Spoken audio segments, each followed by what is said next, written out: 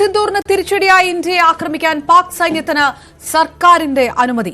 സമയം തീരുമാനിക്കാൻ പാക് സൈന്യത്തിന് നിർദ്ദേശം നൽകി. ഏറ്റവും പുതിയ വാർത്ത വരുന്നു. തിരിച്ചടിക്ക് പാകിസ്ഥാൻ തയ്യാറെടുക്കുന്നു എന്നതാണ്. തിരിച്ചടിക്കുള്ള സമയം പാക് സൈന്യത്തിന് തീരുമാനിക്കാം എന്നതാണ് പാകിസ്ഥാനും എത്തിയിരിക്കുന്ന നിഗമനം. മനു ഭരത്താണ് വിവരങ്ങളുമായി ചേരുന്നത്. മനു, പാകിസ്ഥാൻ ഒരു തിരിച്ചടിക്ക് തയ്യാറെടുക്കുന്നു എന്ന വിവരങ്ങൾ നൽകുന്നു. ഇന്ത്യയുടേത് ഭീകരാക്രമണത്തിനുള്ള മറുപടിയായിരുന്നു. ഇനി പാകിസ്ഥാന്റെ തിരിച്ചടി ഉണ്ടായാൽ ഈ ആക്രമണങ്ങൾ തുടർന്നു പോകാനുള്ള ഒരു സാഹചര്യമാണ്. എന്താണ് പാകിസ്ഥാൻ സൈന്യത്തിന് നൽകിയിരിക്കുന്ന നിർദ്ദേശം? രേണുക, ഈ പഹൽഗാവ് അക്രമത്തിനുള്ള തിരിച്ചടിയായി രാജ്യം ഇന്ന് നടത്തിയ ആക്രമണങ്ങൾക്ക് പാകിസ്ഥാൻ വിറങ്ങലിച്ചു എന്ന് വേണം പറയാൻ. ഇതിനെ തുടർന്ന് പാകിസ്ഥാന്റെ സെക്യൂരിറ്റി കമ്മിറ്റി, സുരക്ഷാ സമിതി ഇന്ന് യോഗം ചേർന്നിരിക്കുന്നു. ഈ യോഗത്തിലാണ് ഉചിതമായ നീക്കം നടത്താൻ സൈന്യത്തിന് അനുമതി നൽകുന്ന ഒരു നടപടി ഉണ്ടാകും എന്ന് വ്യക്തമാക്കിയിരിക്കുന്നത്. പാക് അധികൃതർ സൈന്യത്തിനോട് ആവശ്യമായ നടപടികൾ സ്വീകരിക്കാൻ വ്യക്തമാക്കിയിരിക്കുന്നു. ഐക്യരാഷ്ട്രസഭയുടെ ചാർട്ടർ അനുസരിച്ച്, ആർട്ടിക്കിൾ 51 അനുസരിച്ച് ഒരു രാജ്യത്തിന് തിരിച്ചടിക്കാനുള്ള അവകാശമുണ്ട് എന്നാണ് അവർ വ്യക്തമാക്കുന്നത്. ആ ആർട്ടിക്കിൾ അനുസരിച്ച് ഒരു തിരിച്ചടിക്ക് തയ്യാറെടുക്കണം എന്ന് സൈന്യത്തോട് വ്യക്തമാക്കിയിരിക്കുന്നു. പക്ഷേ അത് എത്രമാത്രം പ്രായോഗികമാകും എന്ന കാര്യം തീരുമാനിക്കേണ്ടത് ഇന്ത്യൻ സൈന്യമാണ്.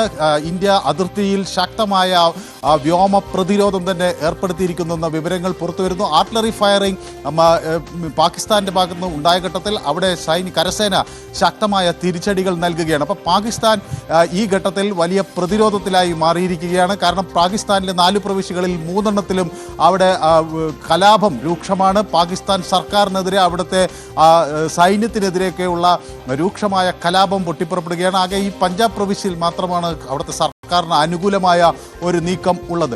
മറ്റിടങ്ങളിലെല്ലാം തന്നെ പാക് സേനയ്ക്കെതിരെയും പാക് സർക്കാരിനെതിരെയുമുള്ള നീക്കം നടക്കുന്ന ഒരു ഘട്ടത്തിലാണ് പാകിസ്ഥാൻ വലിയ പ്രതിരോധത്തിലാകുന്നത്.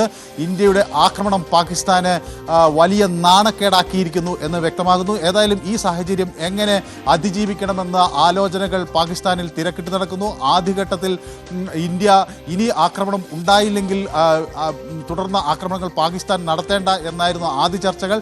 ഏതായാലും അവിടുത്തെ അർദ്ധ സൈനികരുടെ അവധി റദ്ദാക്കുന്നു. തിരികെ ജോലിയിൽ പ്രവേശിക്കാൻ നിർദ്ദേശം നൽകുന്നു. അമിത്ഷാ വിളിച്ചിരിക്കുന്ന യോഗത്തിനകത്ത് പങ്കെടുക്കുന്നത് അതിർത്തി ബോർഡർ സ്റ്റേറ്റ്സിലുള്ള മുഖ്യമന്ത്രിമാരാണ്. അപ്പോൾ സ്വാഭാവികമായിട്ടും കാശ്മീരിനപ്പുറത്തേക്ക് ബംഗ്ലാദേശ് അതിർത്തി, ചൈന അതിർത്തി, നേപ്പാൾ അതിർത്തി, ആ ഭാഗത്ത് ഒരു കരയുദ്ധത്തിലേക്ക് കൂടി കാര്യങ്ങൾ പോകുന്നു എന്നുള്ളതാണോ? ഇങ്ങ് താഴോട്ട് വരുമ്പോൾ കേരളമടക്കം ഒരുപക്ഷെ അറബിക്കടലടക്കം പോലും കൂടുതൽ മോണിറ്ററിംഗിലേക്ക് പോകേണ്ട ആ തരത്തിലേക്ക് കാര്യങ്ങൾ നീങ്ങുന്നു എന്നുള്ള സൂചനകൾ ഇതിന് ഉണ്ടോ? രേണുക, ഇതിൽ ഒരു കാര്യം വ്യക്തമാണ്. ഒരു ആക്രമണം നടത്തിയപ്പോൾ പ്രത്യാക്രമണത്തിനുള്ള സാധ്യത മുൻകൂട്ടി കണ്ട് അതിൻ്റെ എല്ലാ വഴികളും രാജ്യം അടയ്ക്കുകയാണ്. പ്രധാനമന്ത്രി നേരിട്ടാണ് കാര്യങ്ങൾ നിരീക്ഷിക്കുന്നത്. ആഭ്യന്തര മന്ത്രാലയം ഉന്നതതല യോഗം വിളിച്ചു ചേർത്തിരിക്കുന്നു. നേരത്തെ ചില പ്രകോപനപരമായ പ്രസ്താവനകൾ ബംഗ്ലാദേശിലെ ചില മുൻ ജനപ്രതിനിധികളിൽ നിന്നുണ്ടായി. ഇന്ത്യ പാകിസ്ഥാനെ ആക്രമിച്ചാൽ ബംഗ്ലാദേശ് വടക്കു കിഴക്കൻ സംസ്ഥാനങ്ങളെ ആക്രമിക്കുമെന്നൊക്കെ തരത്തിലുള്ള അവിടുത്തെ മുൻ പട്ടാള മേധാവിയിൽ നിന്ന് തന്നെ പ്രതികരണമുണ്ടായി. ഈ സാഹചര്യത്തിലാണ് കുറെ കൂടി ജാഗ്രത പുലർത്താൻ ഇന്ത്യ തയ്യാറെടുക്കുകയും ചെയ്യുന്നത്. മാത്രമല്ല, ചൈന ഈ ഘട്ടത്തിൽ എന്ത് നിലപാട് സ്വീകരിക്കും എന്നതുകൂടി ഇന്ത്യക്ക് മുന്നിൽ ഒരു സങ്കീർണമായ വിഷയമാണ്. ഈ ഘട്ടത്തിലാണ് ഇന്ത്യ ആവശ്യമായ മുൻകരുതലുകൾ എടുക്കുന്നത്. നേരത്തെ തന്നെ പല സൈനിക കേന്ദ്രങ്ങളും അവരുടെ ഉദ്യോഗസ്ഥർ, അവധിയിൽ പോയ ഉദ്യോഗസ്ഥരെ തിരിച്ചു വിളിച്ചിരുന്നു.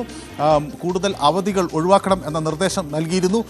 ഒപ്പം തന്നെ ഈ അതിർത്തി രക്ഷാ സേനകൾ അതുപോലുമായി ബന്ധപ്പെട്ട പാരാമിലിറ്ററി ഫോഴ്സിനോട് സദാ സജ്ജമായിരിക്കാൻ ഉള്ള നിർദ്ദേശങ്ങൾ നൽകുകയും ചെയ്തിട്ടുണ്ട്. ഏതായാലും പ്രധാനമന്ത്രി തന്നെ നേരിട്ട് കാര്യങ്ങൾ വിലയിരുത്തുന്നു എന്ന വിവരങ്ങളാണ് ഇപ്പോൾ പുറത്തു വരുന്നത്. മനു, നേരത്തെ ഖ്വാജ ആസിഫിന്റേതായി വന്നിട്ടുള്ള പ്രതികരണം, അവരുടെ പ്രതിരോധ മന്ത്രി കഴിഞ്ഞ ദിവസങ്ങളിലൊക്കെ വളരെ പ്രകോപനപരമായ പരാമർശങ്ങൾ അദ്ദേഹത്തിന്റെ ഭാഗത്തു നിന്നും ഉണ്ടായിരുന്നു എങ്കിൽ പോലും ഓപ്പറേഷൻ സിന്ദൂറിന് ശേഷം ഇനി പ്രത്യാക്രമണം ഇല്ല എങ്കിൽ തങ്ങൾ അടങ്ങും എന്ന സൂചന ഖ്വാജ ആസിഫ് നൽകിയിരുന്നു. അത് ഖ്വാജ ആസിഫിന്റെ വ്യക്തിപരമായ പരാമർശം മാത്രം എന്ന് വേണമോ ഈ ഘട്ടത്തിൽ നമ്മൾ അനുമാനിക്കാൻ? ചൈനയുടെ പിന്തുണ തേടി ഉള്ള നീക്കം പാകിസ്ഥാൻ നടത്തുന്നു. 3:30 ഷഹബാസ് ഷെരീഫ് മാധ്യമങ്ങളെ രാജ്യത്തെ അഭിസംബോധന ചെയ്യാനിരിക്കുന്നു. സൈന്യത്തിന് അവർക്ക് ഉചിതമായ സമയത്ത് തിരിച്ചടി നൽകാൻ കഴിയുന്ന തീരുമാനം എടുത്തുകൊള്ളൂ എന്ന് ഉപദേശം നൽകുന്നു. അപ്പോൾ ഖ്വാജ ആസിഫിന്റേത് വ്യക്തിപരമായ തീരുമാനവും പാകിസ്ഥാൻ മുഖം രക്ഷിക്കാൻ ഒരു തിരിച്ചടി എന്ന നിലയിലേക്ക് നീങ്ങുന്നു എന്നും നമുക്ക് അനുമാനിക്കാം ഈ ഘട്ടത്തിൽ, അല്ലേ? സ്വാഭാവികമായും ആദ്യഘട്ടത്തിൽ ഇത് അതിർത്തി കടന്നുള്ള ഒരു ആക്രമണം വന്ന ഘട്ടത്തിൽ അത് ഒരു യുദ്ധത്തിലേക്ക് നീങ്ങുമോ എന്ന ആശങ്ക എല്ലാ കോണുകളിലും പടർന്നിരുന്നു. ആ ഘട്ടത്തിലാണ് ഇന്ത്യൻ സൈന്യം ഒരു കാര്യം വ്യക്തമാക്കുന്നത്: സിവിലിയൻസിനെ കേന്ദ്രീകരിക്കുന്നില്ല, ഒപ്പം സൈനിക ഇൻസ്റ്റലേഷനുകൾ കേന്ദ്രീകരിക്കുന്നില്ല, സൈനിക കേന്ദ്രങ്ങളിലേക്ക് ആക്രമിക്കുന്നില്ല, തീവ്രവാദ കേന്ദ്രങ്ങൾ തെരഞ്ഞുപിടിച്ച് ആക്രമിക്കുകയാണ് ചെയ്തിരിക്കുന്നത്. ഇത് നോൺ എസ്കലേറ്റിംഗ് ആണ്, ഇനി യുദ്ധത്തിലേക്ക് നീങ്ങുന്ന ഒരു സാഹചര്യം ഇല്ല എന്ന് ഇന്ത്യൻ സൈന്യം വ്യക്തമാക്കിയ ഘട്ടത്തിലാണ് പാകിസ്ഥാനിൽ നിന്ന് അത്തരം ഒരു പ്രതികരണം വന്നിരിക്കുന്നത്. പക്ഷേ ശക്തമായ ഒരു ആക്രമണം ഉണ്ടായ പശ്ചാത്തലത്തിൽ പാകിസ്ഥാന് ചില പ്രതിരോധ നടപടികൾ സ്വീകരിച്ച് മതിയാകുന്ന രാഷ്ട്രീയ സമ്മർദ്ദം മുറുകുന്നു. പക്ഷേ അത് എത്ര കണ്ട് സാധ്യമാകും എന്ന് വ്യക്തമല്ല. ഇനി പാകിസ്ഥാന്റെ ഭാഗത്തു നിന്ന് എന്തെങ്കിലും തരത്തിലുള്ള പ്രകോപനമുണ്ടായാൽ കൂടുതൽ ശക്തമായി തിരിച്ചടിക്കും എന്ന് തന്നെയാണ് രാജ്യം നിലപാട് സ്വീകരിച്ചിരിക്കുന്നത് എന്നും ഈ സൈനിക ഓപ്പറേഷന് ശേഷം ഇന്ത്യൻ ആർമി വ്യക്തമാക്കുകയും ചെയ്തിട്ടുണ്ട്. ഏത് തരത്തിലുള്ള ഒരു പ്രകോപനം ഇനി ഉണ്ടായാലും അത് സമാനമായ രീതിയിൽ തന്നെ ശക്തമായി തിരിച്ചടിക്കും എന്ന് സൈന്യം വ്യക്തമാക്കുകയും ചെയ്തിരിക്കുന്നു. ഈ ഘട്ടത്തിൽ അത്തരത്തിൽ ഒരു സാഹസത്തിന് പാകിസ്ഥാൻ മുതിരില്ല എന്ന ഒരു കണക്കുകൂട്ടലാണ് അന്താരാഷ്ട്ര സമൂഹത്തിനുള്ളത്. വലിയ തോതിൽ അന്താരാഷ്ട്ര സമൂഹം ഈ ആക്രമണങ്ങൾ ഒഴിവാക്കാൻ ഉള്ള സമ്മർദ്ദം ചെലുത്തി തുടങ്ങി. ഏതായാലും ഈ ജെയ്ഷെ മുഹമ്മദിൻ്റെയും ലഷ്കർ ഇ തൈബയുടെയും പ്രധാന കേന്ദ്രങ്ങൾ ലക്ഷ്യമിട്ട് മാത്രം നടത്തിയ ഒരു ആക്രമണമാണ് ഇത് ഇന്ത്യ എന്ന് വ്യക്തമാക്കുന്നു.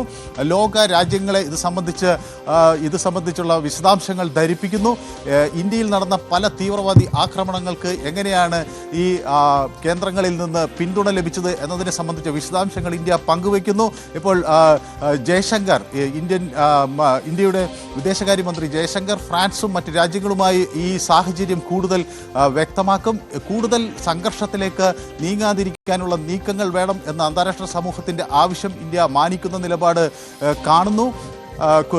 ഇന്ത്യയുടെ ഈ പ്രതിരോധം തുടർന്ന് പാകിസ്ഥാൻ്റെ ഭാഗത്ത് എന്തെങ്കിലും പ്രകോപനമുണ്ടായാൽ വീണ്ടും ഉണ്ടാകും എന്നാണ് മനസ്സിലാകുന്നത്. ഫ്രാൻസിൻ്റെ ഫോറിൻ മിനിസ്റ്ററുമായി ഇന്ത്യയുടെ വിദേശകാര്യമന്ത്രി ജയശങ്കർ വീണ്ടും ചർച്ചകൾ നടത്തുന്നു. അമേരിക്കയുടെ മാർക്കോ റുബിയോയെ നേരത്തെ ഇന്ത്യ വിശദാംശങ്ങൾ ധരിപ്പിച്ചത്. അങ്ങനെ അന്താരാഷ്ട്ര സമൂഹത്തിൻ്റെ പിന്തുണ പിടിച്ചുപറ്റാനുള്ള ശ്രമമാണ് ഇപ്പോൾ ഇന്ത്യ നടത്തുന്നത്. ഏറെക്കുറെ വിജയിക്കുന്ന കാഴ്ച കൂടിയാണ് നമുക്ക്. എന്തായാലും NSA നാഷണൽ സെക്യൂരിറ്റി അഡ്വൈസർ ഏറ്റവും ഒടുവിൽ ഇപ്പോൾ ചൈനയെയും സ്ഥിതിഗതികൾ അറിയിച്ചിരിക്കുന്നു എന്ന വിവരം കൂടിയാണ് വരുന്നത്. അജിത് ഡോവൽ ചൈനീസ് കൗണ്ടർ പാർട്ടുമായി സംസാരിച്ചിരിക്കുന്നു എന്ന വിവരം കൂടി വരുന്നു. ഇന്ത്യ ലോകരാഷ്ട്രങ്ങളുടെ പിന്തുണ ഉറപ്പാക്കാനുള്ള ശ്രമങ്ങൾ നൽകുന്നുണ്ട്. അജിത് ഡോവൽ എല്ലാ വിദേശ രാജ്യ പ്രതിനിധികളുമായി ആശയവിനിമയം നടത്തുന്നുണ്ട്. ഇതിനോടകം തന്നെ മറ്റ് ലോകരാഷ്ട്രങ്ങളുടെ പിന്തുണ പഹൽഗാം ഭീകരാക്രമണ വിഷയത്തിൽ ഇന്ത്യക്ക് ഒപ്പമാണ്. അത് കൂടുതൽ ഊട്ടിയുറപ്പിക്കാനും എന്തുകൊണ്ട് ഓപ്പറേഷൻ സിന്ദൂർ എന്നത് ലോകരാഷ്ട്രങ്ങളെ ബോധ്യപ്പെടുത്താനുമുള്ള ശ്രമമാണ് ഇന്ത്യ നടത്തിവരുന്നത്. വീണ്ടും